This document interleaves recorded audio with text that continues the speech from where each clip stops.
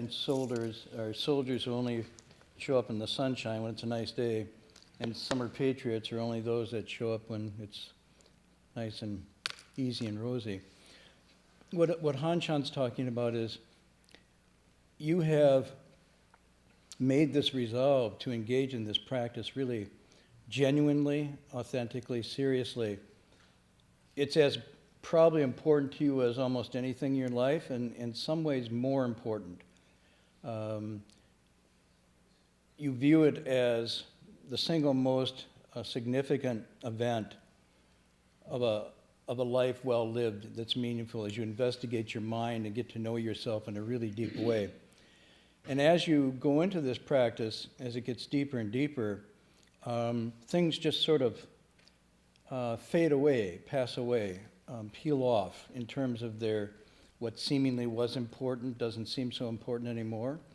What seemingly was exciting and full of delights gets restructured.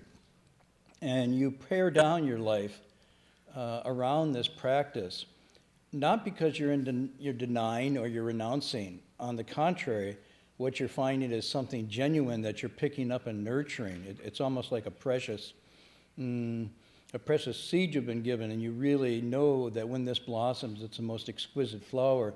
And so you really are keenly focused on this, and that keen focus, naturally, because it's so enriching, you actually sort of forget these other things. And as a result, things fall away by themselves. And so you don't have to renounce. It's actually, you get this reward from simply practicing in itself. Now, you have to do this, though, in a regular and long-term way. By regular, the text all talk about doing it every day. If you hope to have some results from this focused investigation, just like eating, sleeping, wearing clothes, you do this every day. And you do it with a good chunk of time. 5 minutes is, better than nothing. But think of it as I'm maybe having you have false thoughts here, a really good meal.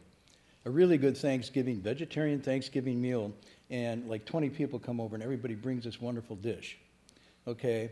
And you say, oh, I only got 5 minutes. Ooh, no. You want to sort of pace it. It's like a restaurant we went to in Taiwan, and it had 7 or 8 major buffets. It was 3-tiered, and I was new to this game, and I was with people that really knew how to eat. And what you do is you pay one fee, and then you can eat as much and as long as you want. And I made the mistake of just piling up at the first 2 buffets, ate my fill. Wow, that was really good. And then I noticed the really seasoned eaters were going back and coming with new bowls, going back and coming with different dishes. My eyes wanted it, but my stomach couldn't take it. And each dish they brought back, they were going up. So they started with the mediocre stuff, and then they went up to the high-end stuff. And that was even before desserts, because there's a whole buffet dessert. And so an hour and a half, 2 hours later, we were still there. I hadn't eaten in, an hour and a half.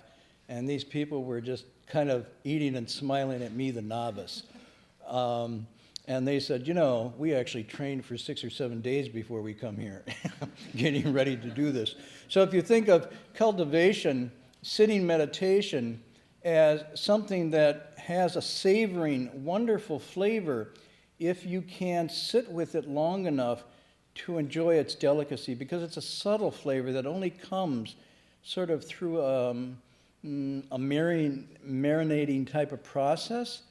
And so the quieter and the longer you sit unmoving, the more this quickens, the more this bubbles or percolates, and you start to feel very subtle results. So by doing it every day, you discipline the mind that wants to be hot and cold, hot and cold. The vacillating mind is brought in by that daily practice.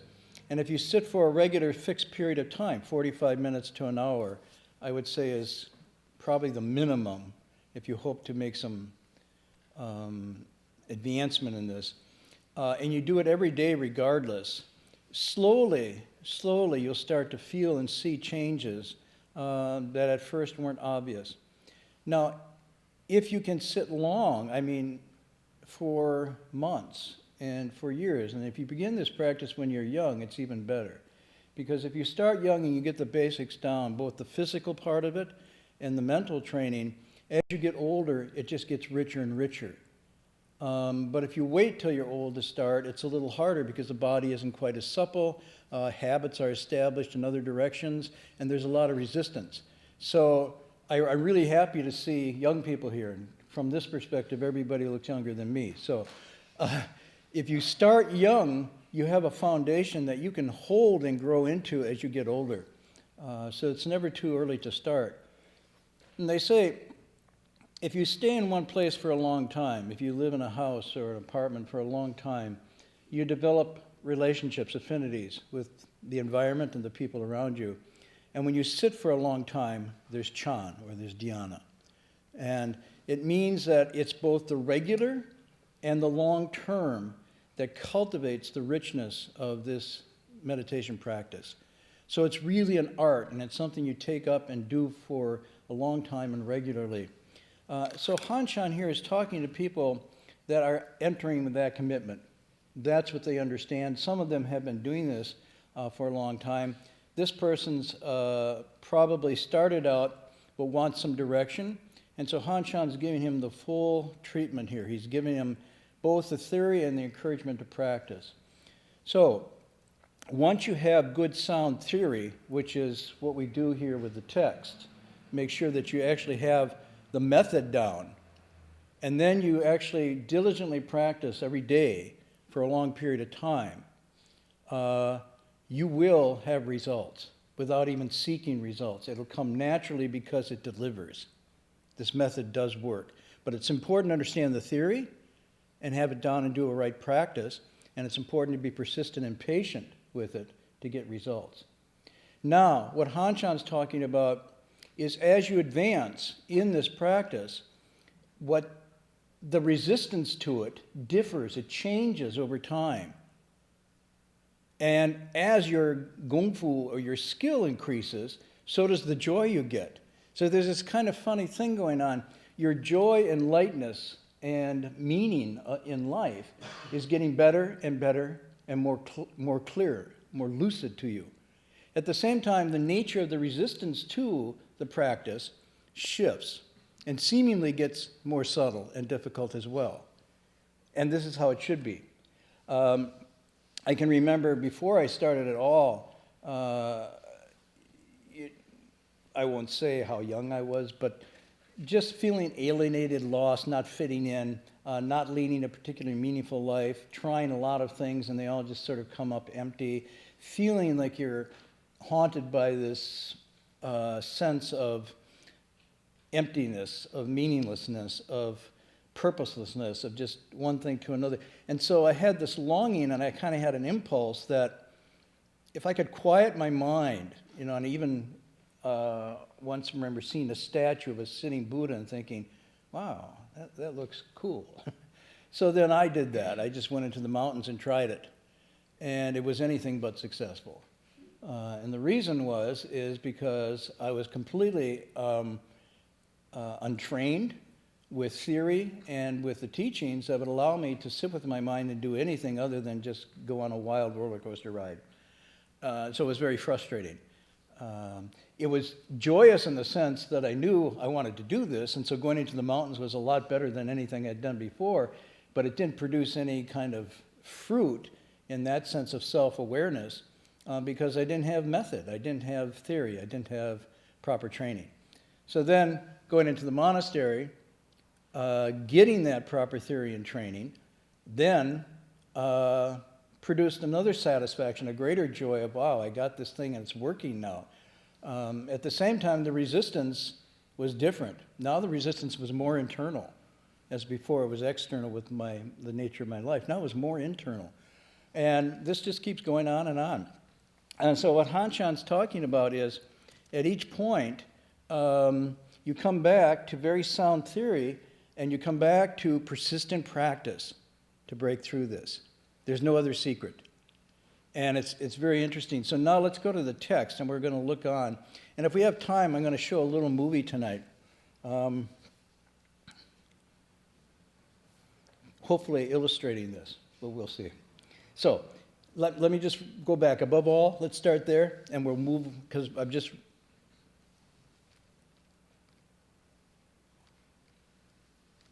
to bring us up. Above all, don't let your mind run wild. Oh, I'll read it, they'll never get it. Don't let your mind run wild chasing externals. Allowing this to happen will only generate endless dream thinking experience. So here he says, you've got to control your mind. You have to subdue your mind. You have to get a harness on it. Don't let your mind pull you, but use your method to harness and subdue and control your mind.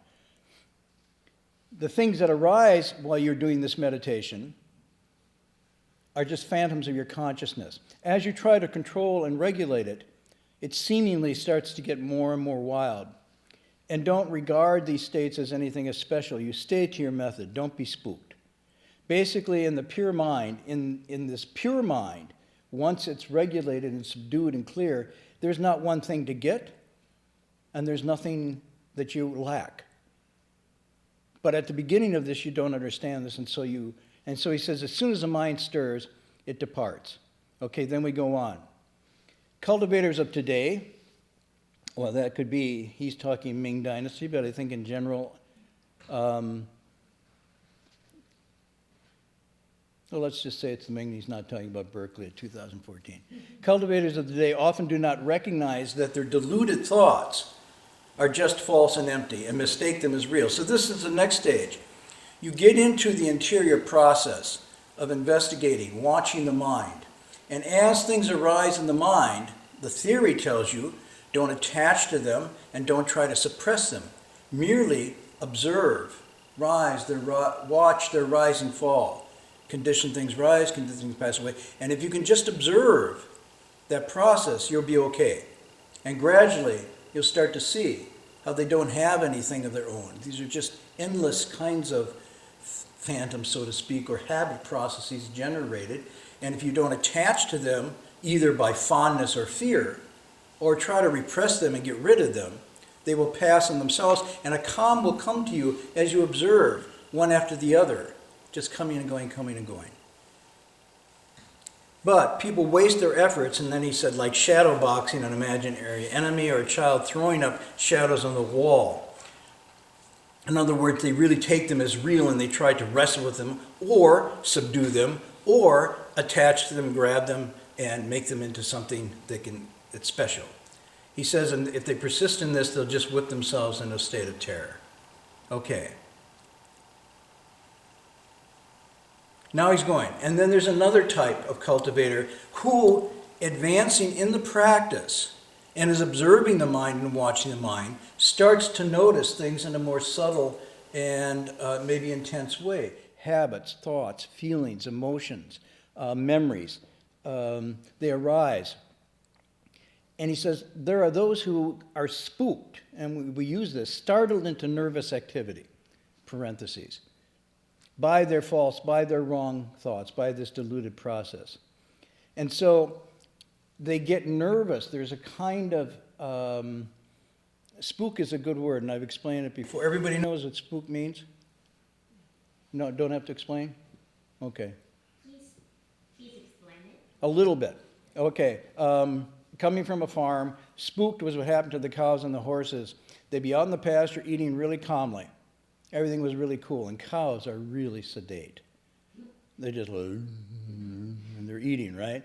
And then suddenly the wind will blow, and it'll shift the grass or cause the trees to rustle, and they'll all, or one or two will look up their head, see some fast movement, get nervously excited without trying to figure out what it was, and then start to gallop around, and then pretty soon everybody's galloping around. So the worst thing on a farm is a windy day. When I would go out to get the cows on the windy day, it was really hellish because everything moving fast would cause them to spook, and they would gallop away, and you'd have to go get them back again. There's nothing there, but they're spooked. It's like at night, you're walking down the street, and all of a sudden you see the shadowy moving, you hear the creaking, and you get spooked, and it's only a branch blowing in the wind. not Freddy. Okay? So, they then get spooked and they try to capture these thoughts all at once to get rid of them. So they figure, aha, I've caught the torrent of my false thoughts. Here it is. And I'm going to gather them all together and get rid of them because they're making me nervous. And he said, this is like trying to net or trap the wind or chase down a shadow. His metaphors, his analogies are really poignant. You can't chase down a shadow, especially your own. And trying to trap or net the wind is equally as foolish. All day long, without a moment's rest, they wrestle with these false thoughts and in the process exhaust their own strength. They go on, eventually tying themselves into knots. And over time, their confidence flags. It diminishes. Now, what do they do at this point? They feel as if they haven't been successful in subduing this mind because they've taken it on really kind of in a martial way, in a most sincere but misguided way, that they can gather these all together, net them in a bag, bury it, and be done with it. And what they find often is not only does it work, but it augments them. It's like trying to blow out a fire. If there's enough fuel there, the more you blow, the more inflamed it gets. And so instead of seeing that they've misstepped in theory, they go on and they then blame it on the practice itself. They blame it on Chan practice. And they call it weak and ineffective. And we put parentheses here, not magical, because it's a really nice use of language. I'm trying to find where...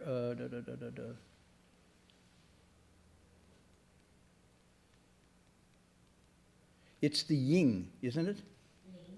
Ling. And of course, I forgot my laser again. But can you point?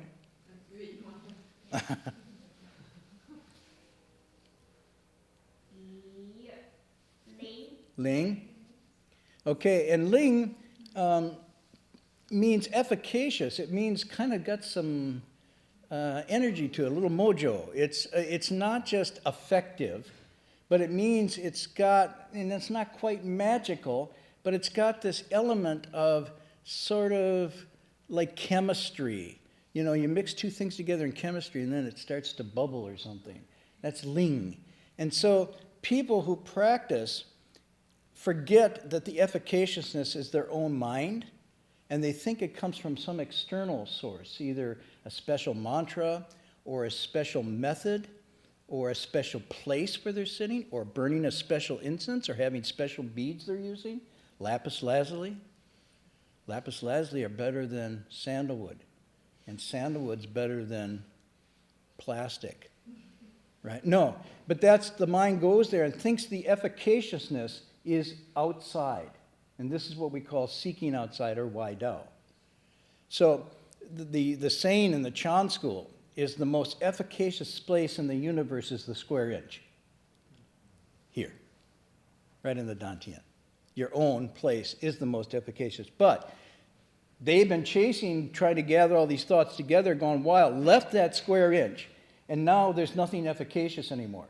They've literally, and you can feel this when you sit for a long time, your chi stops flowing.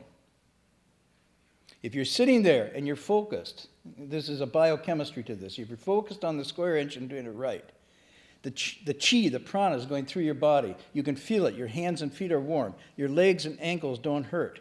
It's maybe chilly out, but you're just fine. You're totally comfortable. And you can feel the circulation going. As soon as your mind moves off that place, it's just like pulling the plug on a Christmas tree. All the lights go out, and the circulation's gone. Same thing happens with the arising of strong emotions. Fear will do the same thing. Arteries and the capillaries constrict, and the chi is cut off. So if you can recognize this and bring it back to the square inch, everything is fine again. But as soon as you go chasing after these states, even your, quote, false thoughts, with the noble knight-like process, I mean K-N-I-G, to gather all my thoughts together and finally be victorious and conquer, you leave the efficacious spot and the chi's cut off. So here, that ineffective has both meanings. They start then to belittle the practice, become scared, and completely lose their resolve. So as a result, they become self-defeated. And this is a common weakness among beginners. There's only one reason for this. They haven't yet realized that the everlasting true mind, the unborn, undying, zixing, essential nature, they haven't seen that yet. And because they don't feel and recognize that they have it whole and complete, they're taken up so with their wrong thinking, they can't recognize the true nature of things. We put duh. No. Yeah, we'll erase that, please. But it was in the movement of the Chinese was kind of the expression of that's all. The last character, or that's all. And, we decided what he's saying is like, duh, okay. They're taken up, they can't recognize the true nature of things. This is why they're moved by that state. Duh. Okay, now we go on. And the reason I'm moving rather quickly is because I promised we'd finish by next week. Next class, our last class. So, if I'm going too fast, I'll make some people happy and some people sad. If I go too slow, I make some people happy and some people sad. You can't please all the people some of the time. You can't please some of the people all the time. Did Stephen? No? Lincoln? Huh? Is it fool people, right? You can fool all of the people some of the time, and you can fool some of the people all of the time. But you can't fool all of the people all of the time. So you can please people, you can please all of the people some of the time, and you can please some of the people all the time, but you can't please all the people all the time. Much less yourself. Okay, so he says, and again, this is both exhortation and theory. You must clearly see through this if you wish to get through this state. The state can come. And even if you don't catch it at the beginning, realize that as you're getting afflicted, as your chi is scattering, as you're getting irritated and angry with your practice, and then blaming the practice or blaming others or blaming the temple or blaming the Buddha, wherever the blame goes, realize that this state is a misstep, stop, okay, and recognize it, go back to your theory and say, I must have lost my way here. The higher path will naturally appear when you stop trying to fathom or probe your consciousness and seeking special states. Now he's going to two. Earlier he talked about the biggest mistake people make is to be eager, ravenous, thirsty for special states, enlightenment, special powers, and so forth. He said this is a big mistake. I'm just sort of mentioning that again. Don't do that. But also don't try to probe and analyze and dissect your consciousness and get it all together so that you have it in all its compartments, like your note cards or your kitchen utensils or your closet. In this drawer are my socks, in these drawers are those habits from there, and in this drawer and they got it all. It doesn't work that way because consciousness is not constrained by this. And the constraining of this is like trying to take 1,000 gallons of water and squish it down into a cup. You're not going to be able to do it. It can't be contained in that way. So, whenever a thought arises, whether good or bad, pleasant or unpleasant, sought for or feared, let it be. Ignore it. Don't fight and tussle with it.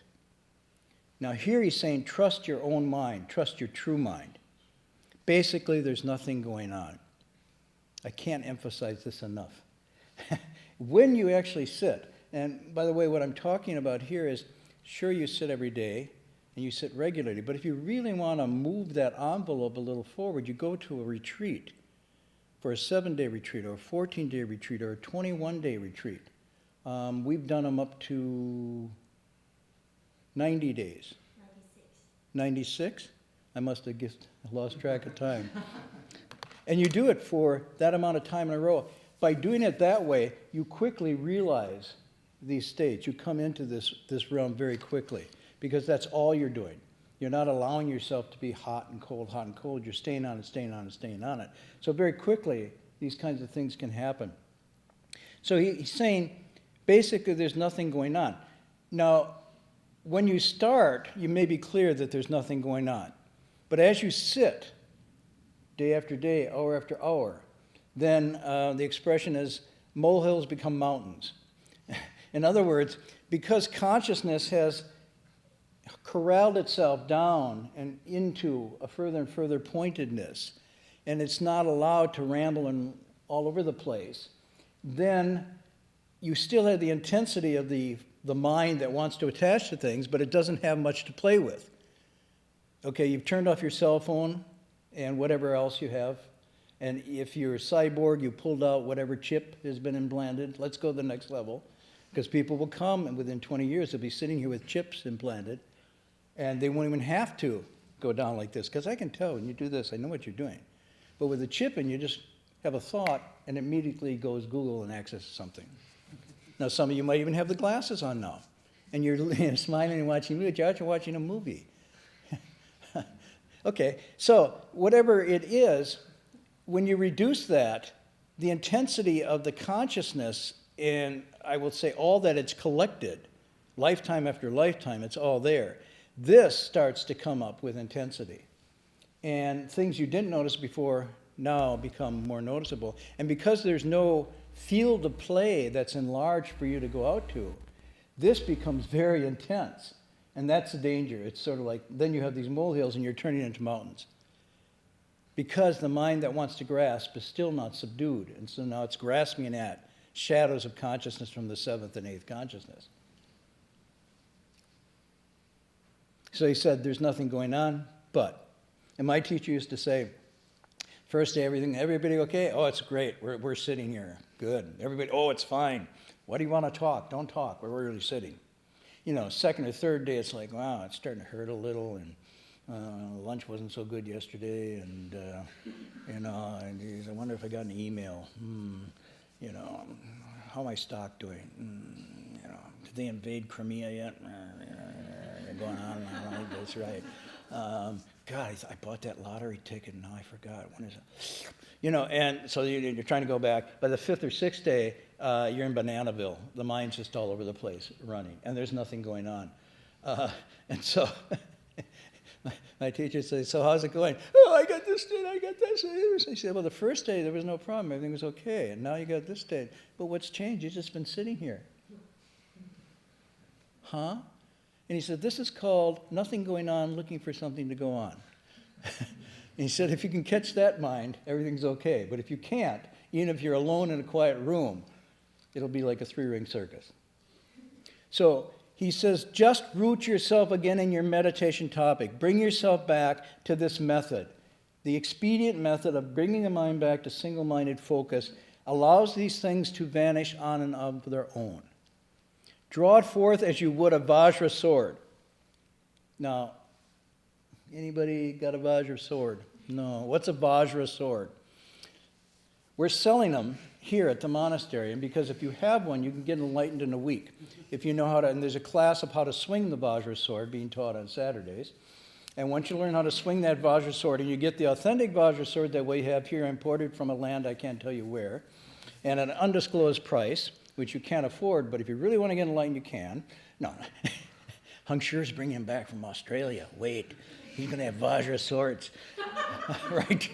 And you're thinking, and a little salivation going, if I only had my Vajra sword, I could really slay the demons. So Vajra means what? Diamond, adamantine, indestructible. It's talking, huh? Also thunderbolt. Thunderbolt, right. It's like the thunderbolt. So if you have your thunderbolt, you see the cartoons where the thunderbolt is being thrust down by... Okay. So if you have that, you can subdue everything. It's a metaphor. Okay, it's not real, so do not think that you're going to buy a Vajra sword. It's talking about the mind that is resolved, that knows the theory and knows there's basically nothing going on, there's nothing to get. That mind cuts through everything. If you think something's going on, there's something to get, your Vajra sword is turned into a noodle, and it's useless. Noodles do not slay dragons.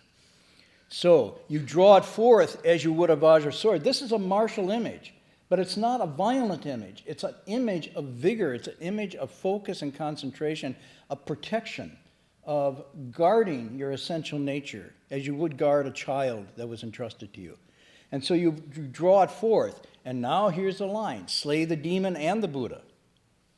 Why? We say slay the demon. We all know that. But why would you slay the Buddha? These are, by the way, quotation marks, okay, around demon and Buddha. Basically, good states, bad states. Bad states of the demon, good states of the Buddha.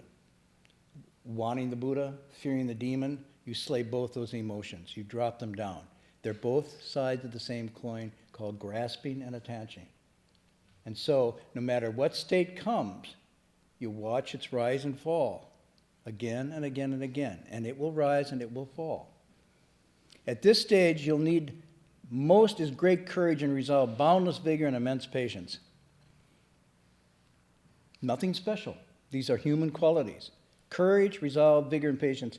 And I want to stress again, I think you can have these productively if you're doing good, grounded practice, you're solid in your virtue and your precepts, then when you apply this, you'll have results. If you have vigor and resolve and immense patience, but you don't have proper method, or you're not pure in your conduct, it isn't going to work. These things, these virtues are supplementary supporting virtues to the resolve and to purity. Then they work, okay? Again, I go back to the Shurangama Sutra that says you can have a blazing fire and you can have an exquisite copper pan from Surlatab, right? And you're going to make poof-poofy something. But if you don't have poofy noodles or rice in there, and you just have sand and gravel, no matter how exquisite that stove is, that 6-burner stove in that pot, you're still going to end up with just hot sand and hot gravel. In the same way, resolve, vigor, patience, and courage only work if the substance is pure, and you're really working on something here. Okay? Because people can be patient, vigorous, have resolve, and be courageous, and end up dying at 35 because they're in the market with these energies. They're running Wall Street with these energies. They're setting up IPOs with these energies. These energies in themselves don't guarantee success in cultivation. You have to have something there to begin with. So be careful. Okay. Now, so the reason I like this, and I'll get a little movie tonight.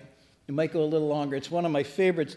The movie illustrates much of what we're talking about. The resolve, the difficulties, the reaching a place where you feel you can't go on, and then somehow rousing yourself to vigor to go on, pulling your Vajra Sword.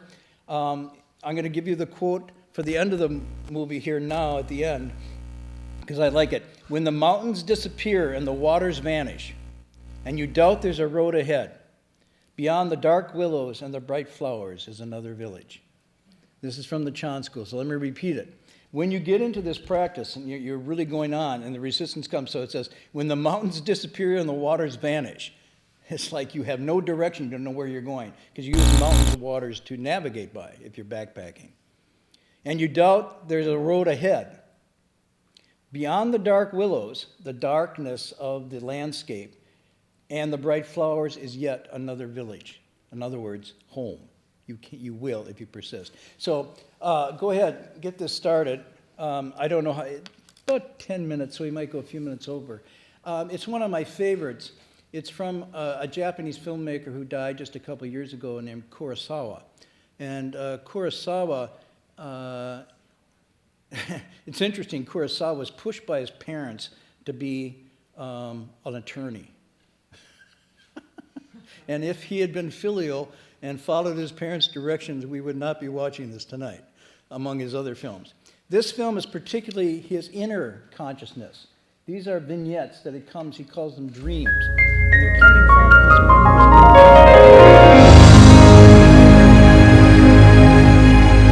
memories. This one I see as a Chan metaphor for meditating and cultivation.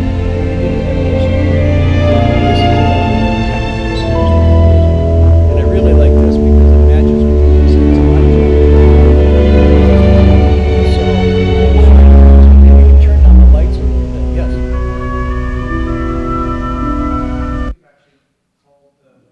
Yeah, we're not going to broadcast. Oh. Never mind. Okay.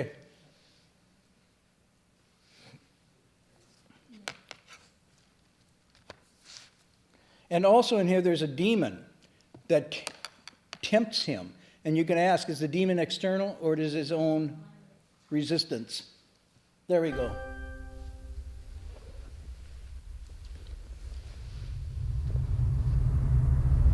If we have time, I'll show some of the other ones because there's good ones on karma too. Okay, do we have sound?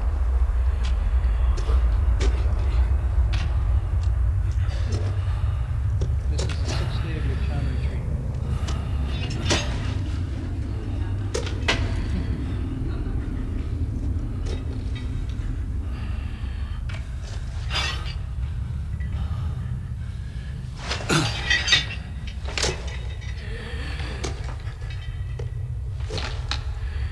Crossing over one's own living being as he leads them through.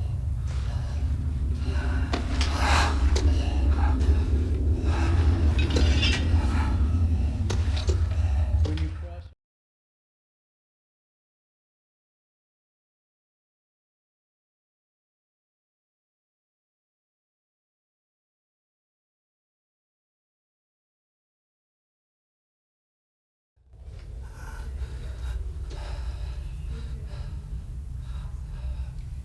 the line is their method, it's their meditation topic, but holding on to it now as the resistance gets harder.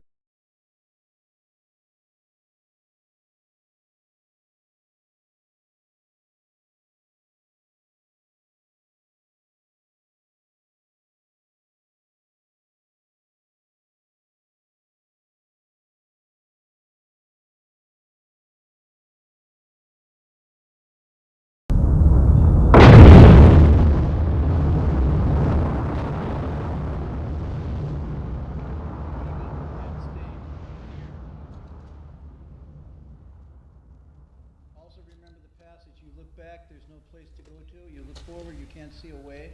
Remember this from the same thing. The back now has been removed by the avalanche.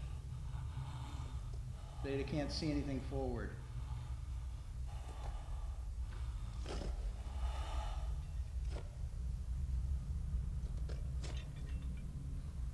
The afflictions of ice.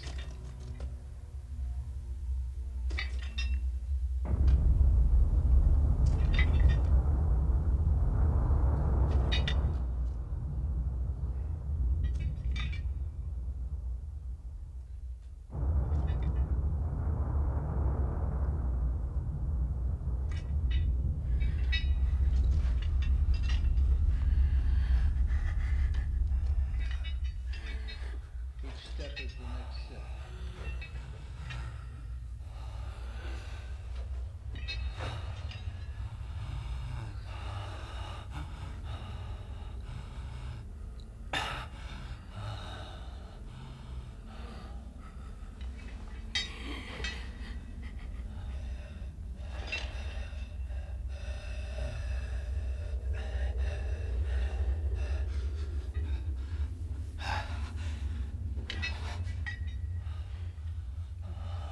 Lights here. Switch back.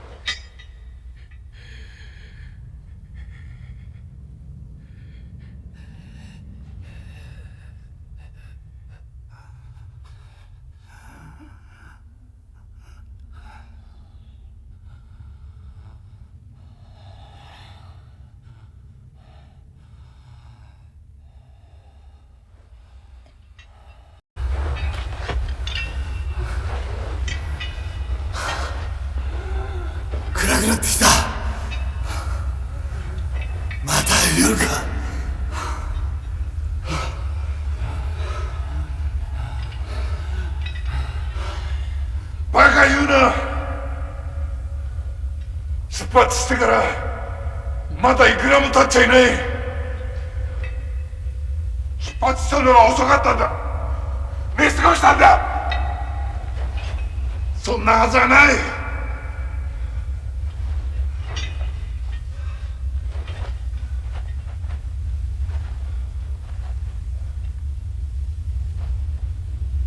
まだ11時だ。時計が壊れてるんだろ。違う。針は動いてる。暗いのは雪のせいだ。また吹雪になるぞ。さあ急ごう。ルートは大丈夫か。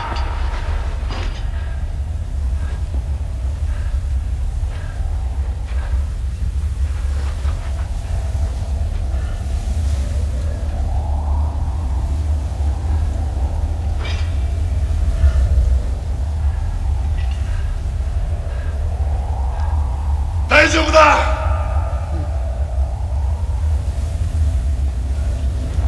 もう少しでこのルンゼを抜ける。アタックキャンプまでもう少しだ。おい、それは危険だ。もうたくさんだ。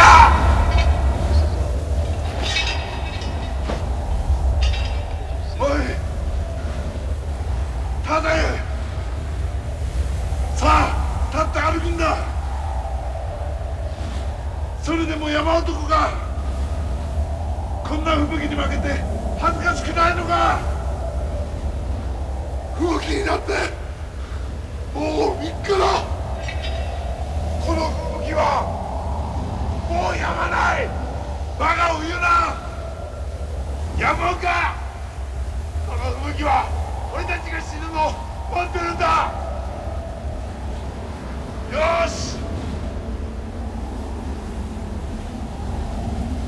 少し休もう。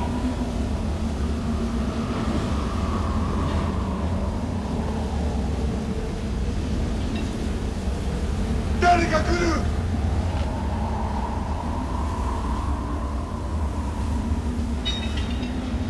本当だ。誰が来る。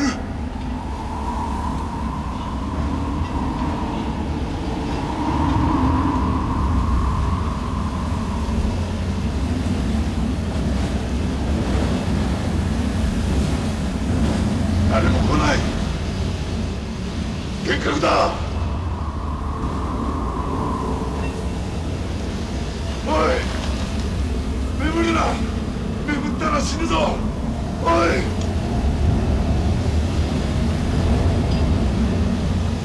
起きろ。